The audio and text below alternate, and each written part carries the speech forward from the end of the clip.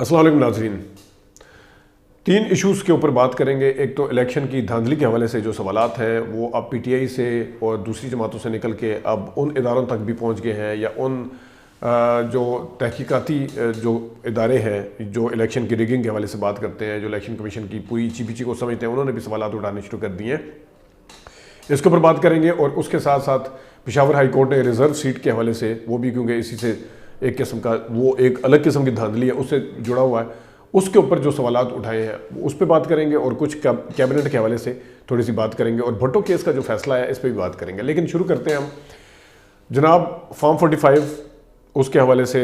पहले फॉर्म 45 आ नहीं रहे थे, उस बड़े सवालात उस वक्त जन्म ले रहे थे।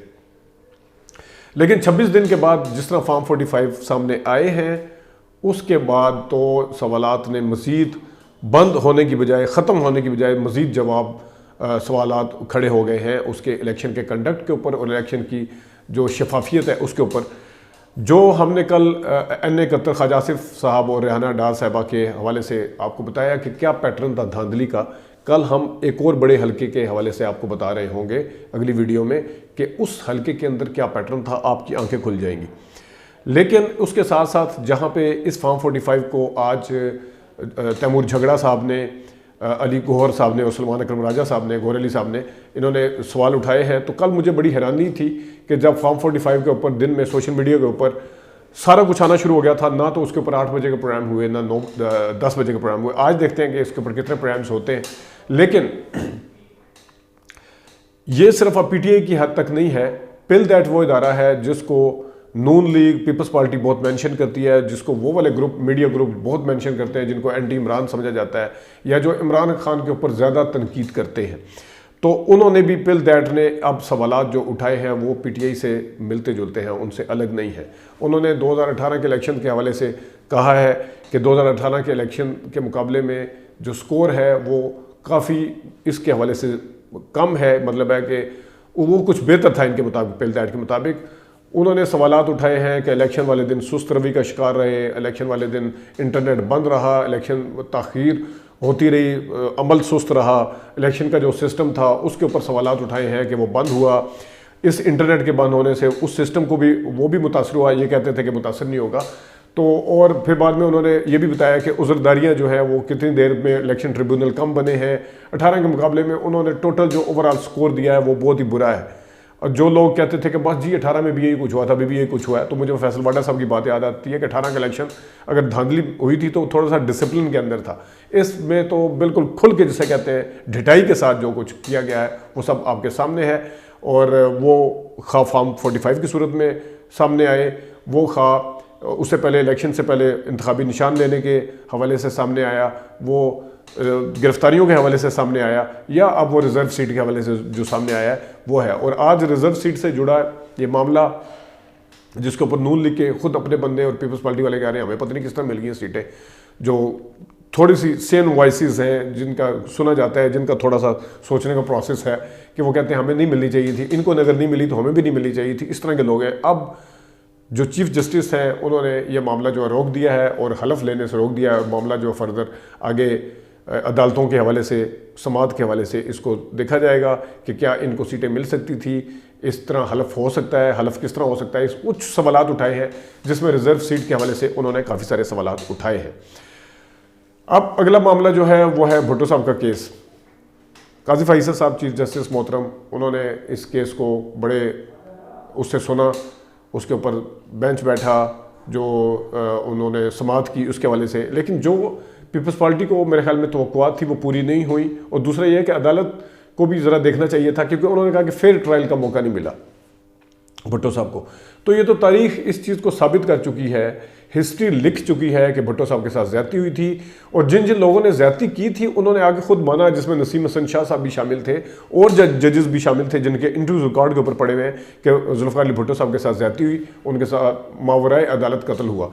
अब ये कह देना कि फेयर ट्रायल नहीं हुआ था, ये तो अब बात को बिल्कुल कुछ भी नहीं निकला इसके अंदर से, क्योंकि आप पीपल्स पार्टी ये तवक्को करी थी कि बिल्कुल गलत फैसला था, ये कहा जाएगा तारीख इस तरह दुरुस्त। आप देख लें बिलावल भुट्टो साहब की बॉडी लैंग्वेज भी कोई इस तरह से नहीं थी, ठीक है वाये थे, जाहिर है बाहर आके मीडिया टॉक भी करी थी, कोई उन्होंने सवाल भी नहीं लिया, थोड़े से मायूस भी नज़र आ रहे थे।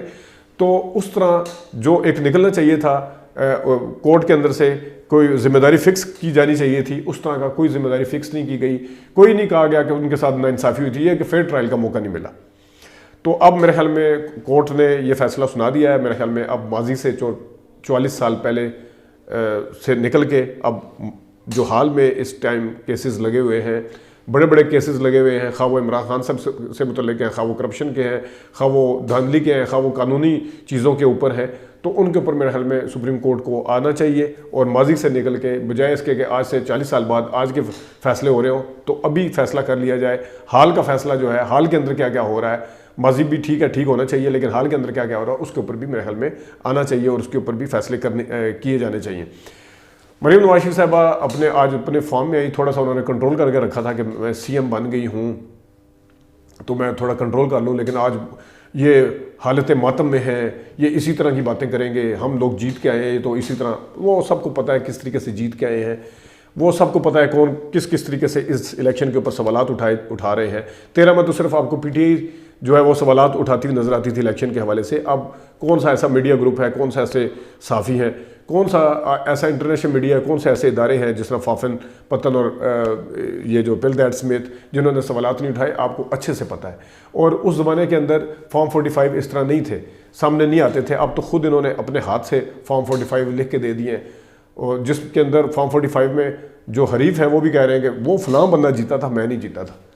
तो अब ये सारा कुछ आपके सामने आ चुका है और कैबिनेट का जो उस हवाले से बनने जा रहा है, वज़ीर ख़ारजा साहब अगर इसहाक़ डार साहब बनते हैं, क्योंकि वज़ीर ख़ारजा के हवाले से भी कहा जाता है कि बड़ा कूल माइंडेड, इंगेज करने वाला, फेस करने वाला, मीडिया को इंटरनेशनल मीडिया को फेस करने वाला है। इसहाक़ डार साहब तो पाकिस्तान के मीडिया को अपनी लाठी से हाँकते हैं, उनकी वीडियोस बदतमीज़ी की सबके सामने पड़ी हुई हैं।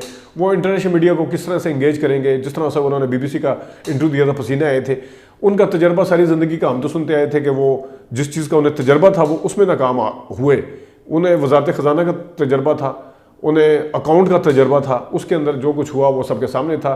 वज़ारत ख़ारजा में जहाँ जहाँ बड़े बड़े कदावर लोग जो हैं रहे हैं माजी में, ख़ुद ज़ुल्फ़िकार अली भुट्टो साहब भी वज़ीर ख़ारजा रहे थे, तो उसके बाद बिलावल भुट्टो साहब भी रहे, फिर ख्वाजा आसिफ साहब रहे, खुर्रम दस्तगीर रहे, साहबजादा याकूब खान रहे, शाह महमूद कुरैशी साहब रहे, खुर्शीद कसूरी साहब रहे, हिना खार साहबा रही, कुछ शरी रहमान साहबा ने भी ये वाली जो जिम्मेदारियाँ निभाई। तो अब वो इसहाक़ डार साहब जिनका माजी में कोई इस तरह का तजर्बा नहीं है इंगेज करने का, उनका जो दूसरे ममालिक के अंदर कोई इस तरह का तजर्बा नहीं, ना उनका बीच में एक किस्म का एक पेनिट्रेशन जिस तरह होती है पहले से उस तरह नहीं है। तो ये एक बहुत बड़ा सवाल होगा कि उनको अगर वज़ीर ख़ारजा बनाया जाता है तो वज़ारत ख़जाना के ऊपर जब इतने सवालात थे जिसका उन्हें तजर्बा था, अब जिस चीज़ का तजर्बा नहीं है वहाँ पे अब वो क्या करेंगे, कितनी वो इस टाइम छक्के मारेंगे वहाँ पे जाके, वो देखने वाली और समझने वाली बात होगी कि ये क्या अकल को भी ये चीज़ समझ आती है इस अकली तौर पे कि एक ऐसे बंदे को लगाया जा रहा है जिनका कोई उस तरह से तजर्बा नहीं है और कभी सुना भी नहीं, किसी वो ख़ारजा की कमेटी के कोई चेयरमैन रहे हों, कोई स्टैंडिंग कमेटी के चेयरमैन रहे हों, कोई मेंबर शेम्बर रहे हों। तो देखते हैं क्या होता है। अपना ख्याल रखिएगा। अभी तक के लिए इतनी इजाज़त दीजिए। अल्लाह हाफ़िज़।